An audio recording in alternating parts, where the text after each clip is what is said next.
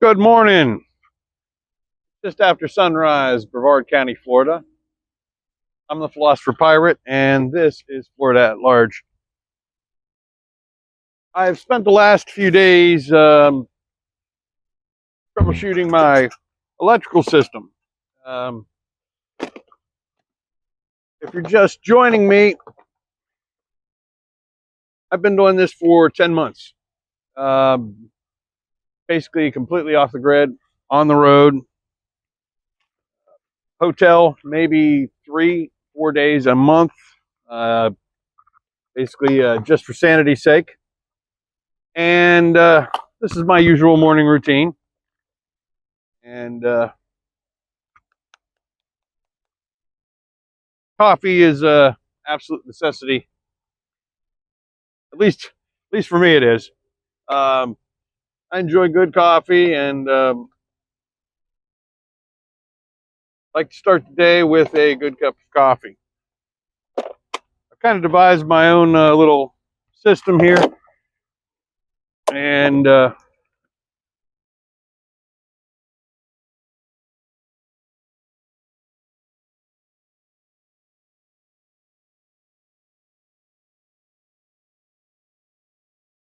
now that I have a few videos, I was talking to some people in person last evening. You'll notice that I tend to put everything back into its place as I'm going along. Reason being is, in Florida, you never know when the weather's going to change, so I always need to be ready to basically close everything and move if it starts raining. The other thing is, every once in a while, yeah, somebody asks you, say, why aren't you making coffee in our parking lot? Well, right now I'm making coffee in a rest stop. Any case, I'll be returning in just a moment as I have to power the inverter.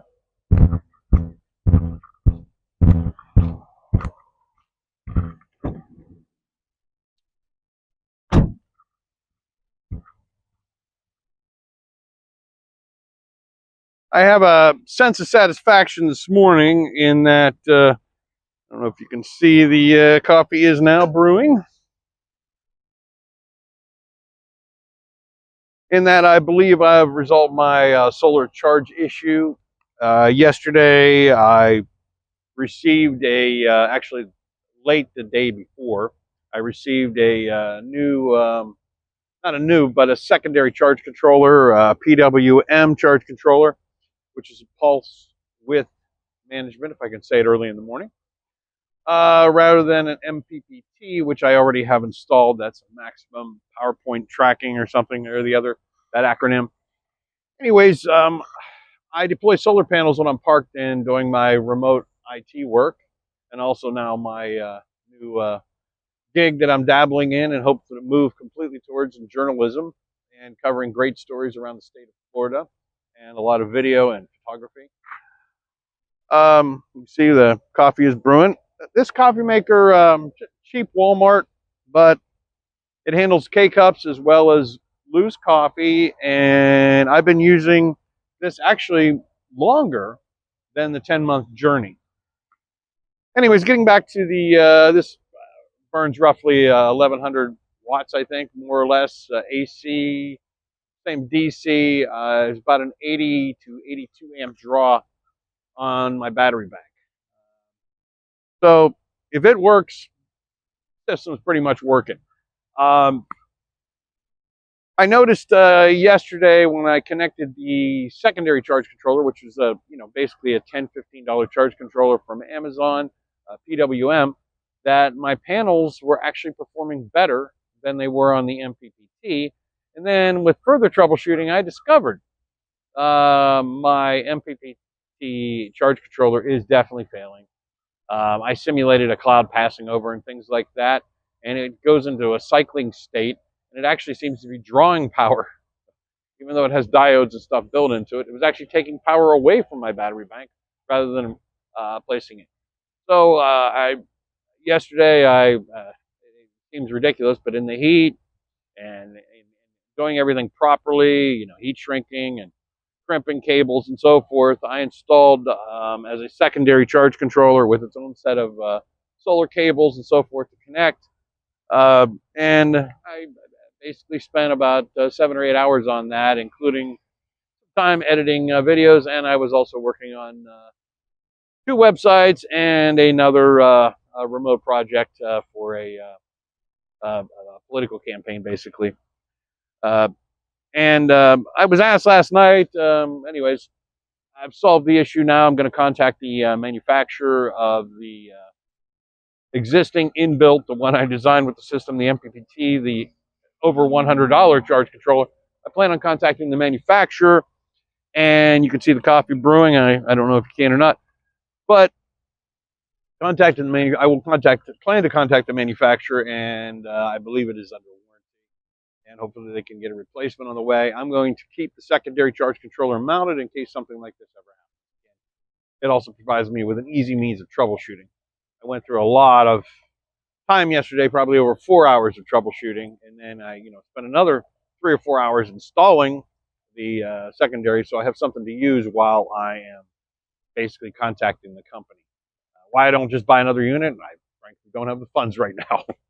I had to take a little bit of time off this month to practice video shooting and so forth with new equipment that I just acquired, and further, little Hurricane Debbie. I was in that area, and I do have some footage from that area that I will be sharing. Some flooding in Suwannee County, and but also my allergies were terrible. I thought maybe I had, the dreaded C word, COVID again, which I've had multiple times, by the way.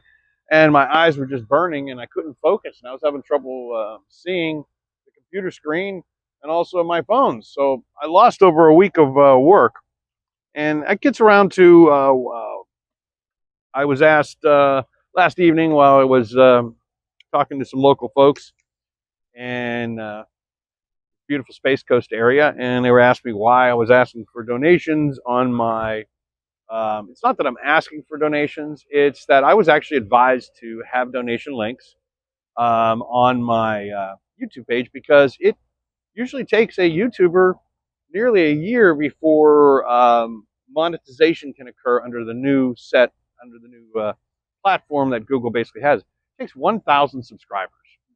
The page views is not that hard. I think it's 4,000 hours or something. That accumulates very quickly. As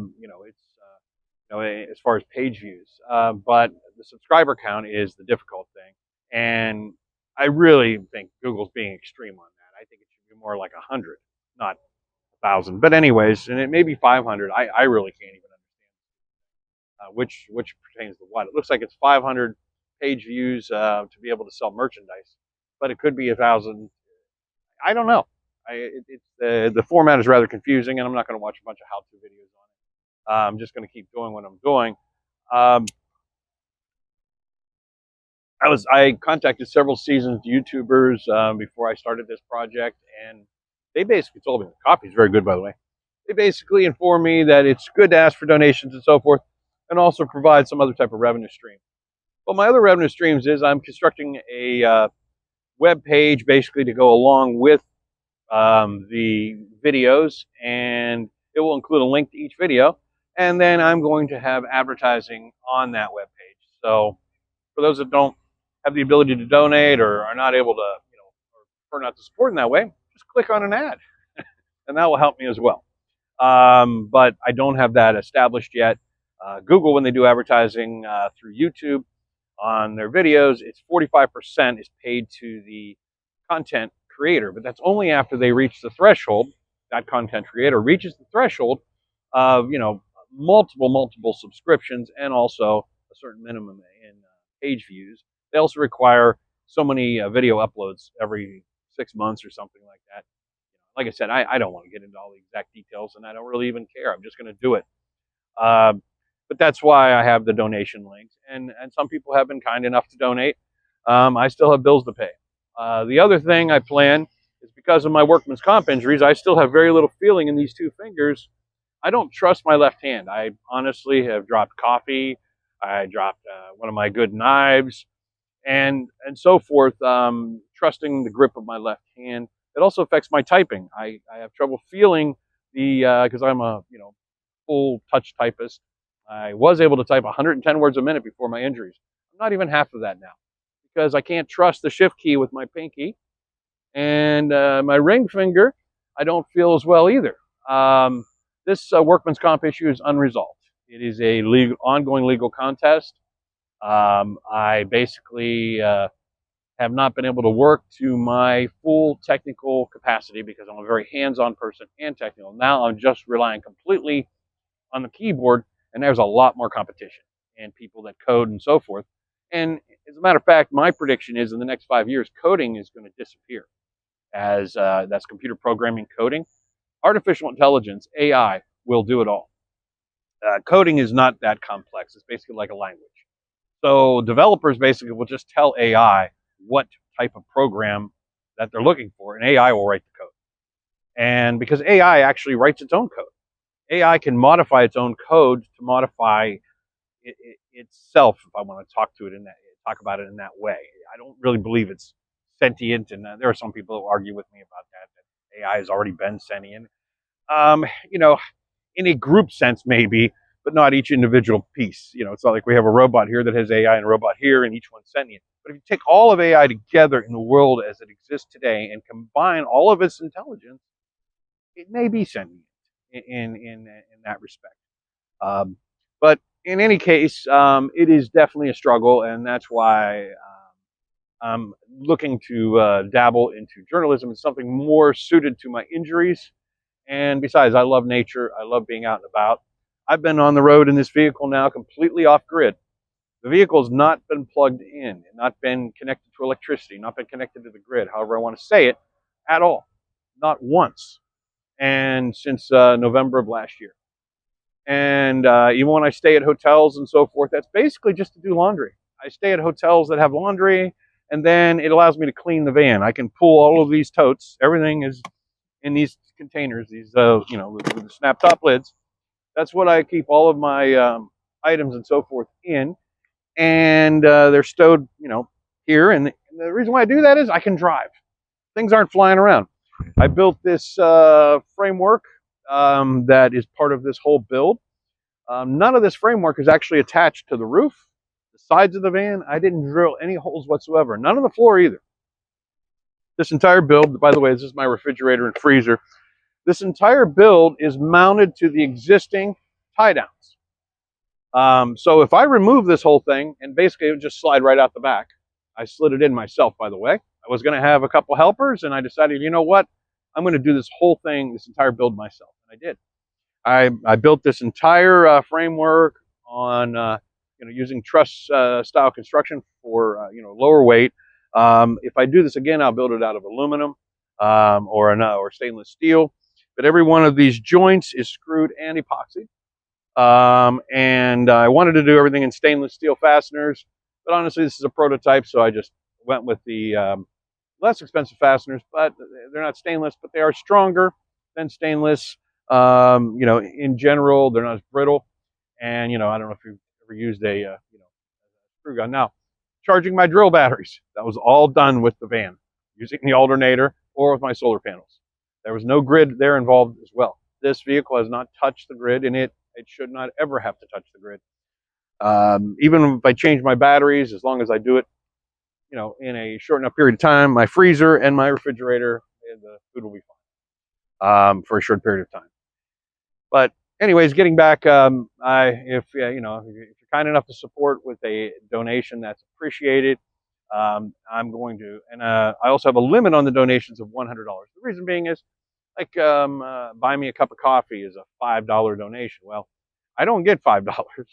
I would receive $5 minus 5%. That's the what these places charge. That's how they make their money. GoFundMe makes 30 cents plus 2.2% or something per donation. They take that. Now they have to pay expenses to PayPal, Venmo, Visa, MasterCard, Discover, American Express, whatever. They have to pay fees on their end, so they're being reimbursed for some of those. That's, and also you got to be careful on GoFundMe. They put an automatic 18% tip for themselves. Well, that's ridiculous. They already are making a fee. So just take that down to zero when you donate on GoFundMe. But if anyone would like to contribute more than $100, please contact me directly. Make other arrangements rather than throw 5% away at one of these payment, donation avenues. And I also am accepting it as a loan, any larger donations, because I plan on paying everyone back once I get everything rolling. I was approached by a major media outlet. I don't want to say the name. Some of you may already know what it is, but they offered me a good amount of money to basically do a show following me around, because I do all of my work in state parks pretty much. And I've been to over 100. I believe the exact count is 109, but I'm not exactly certain. I plan to revisit all the state parks and continue doing my work in the state parks, but less remote IT work. That's information technology, IT, technical work, and more meeting people and talking to people in the parks, the travelers, and so forth. And that includes the homeless.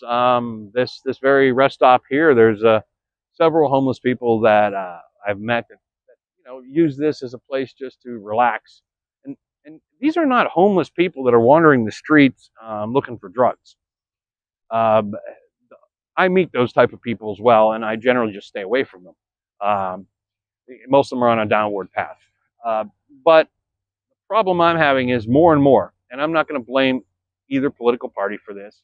The economy is out of control, and that's the problem. They are choosing between living in a home, an apartment, a condo, whatever, a single-family home. They're choosing to live in their vehicles because they can only afford the payment for one or the other, and the expenses, the insurance, and so forth. Auto insurance has gone crazy in the state of Florida. My insurance increased 80% in 1 year. Now, I don't have any violations in at least 35 years. And there may be none on my record. I'm not positive. I have to go all the way back to the early 90s. And then further, I have no claims in my entire life. Not a single claim, insurance claim, in my entire life on my own insurance. Now, I have been struck by other parties and their insurance covered claims. So I have no at-faults at all. I don't have any violations. I don't even have a parking ticket. I have no criminal record. I'm drug-free. Yet my insurance increased. So the vehicle's worth less. It's a year old. I'm, a year older, so I'm a more experienced driver. I'm not having any health problems. My vision isn't failing or anything like that. So why did my insurance increase that dramatically? And these idiots keep saying, "Oh, inflation is only 3%." On television and the media and the political parties. This is a bunch of baloney. It really is. But adding all those expenses, these homeless people aren't able to make it. And the thing I'm discovering is they're still living on their pensions and their retirement packages, but it's not covering what they expected it to cover. They expected it to cover everything. It's not even covering their vehicle expenses and then renting a storage unit. And that's basically what most of them are doing. They chose to give up their abode, so to speak, and almost all of them are single. They chose to give that up and live in their car and use the truck stops, health clubs, and so forth to shower. And this is what is happening. And these people are working. They're working at your local Waffle House, I meet. They're working at car dealerships, believe it or not. I could tell you, give you example after example. I don't want to single any of them out or embarrass anyone. That's what they're doing because there's no other way for them to make it. And and people will say, well, no, maybe they should get retraining. Well, who's going to retrain them? Where are they going to live while they're retraining? I mean, all these are things. And you're going to start a GoFundMe page for every single one of them. I mean, let's be realistic. There are some serious problems, and the economy is way out of hand. Salaries are not keeping pace with inflation, and I don't care what anybody says. I see it with my very own eyes, and that's the kind of things I'd like to report to yourselves, and and that's basically a lot of the idea of this channel. But while I'm talking to you, I'm going to stow my equipment here. And you can see basically just shake the excess moisture. This goes back into its place. And I'm essentially ready to roll. These here right here, I use them for hot pads, splash guards when I'm cooking. So if I have a hot pan, some of these new picnic tables and so forth, when I'm in camping areas, the tables are made out of plastic. So if I would set a hot pan down, it might melt the table. It's this new, simulated wood, plastic, whatever. It probably will last longer, but it would be better actually to have concrete or wood, and then you could actually set a hot plate down. But a hot pan, I should say a plate, but a pan or so forth. But this is my build, and again, I'm going to be adding an advertising page. I'm also in contact with potential sponsors.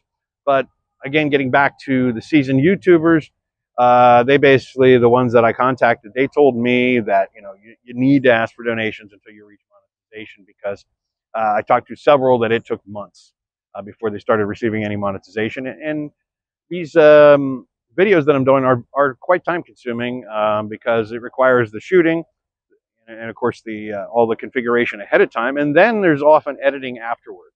I apologize for squinting. I'm looking right into the sunrise, and that is basically the donation thing. And it's a good time to finish this particular video. I don't want to make them too long, but I hope I was able to explain myself. And hopefully I'll upload a couple more videos today. I've already shot over 50 hours. And but it's going to require a lot of editing. That's a lot of time. But we'll see how it goes. And again, I appreciate your support and viewership. And thank you for listening to my morning rambling. I'm the Philosopher Pirate, and this is Florida at Large, early morning, Brevard County.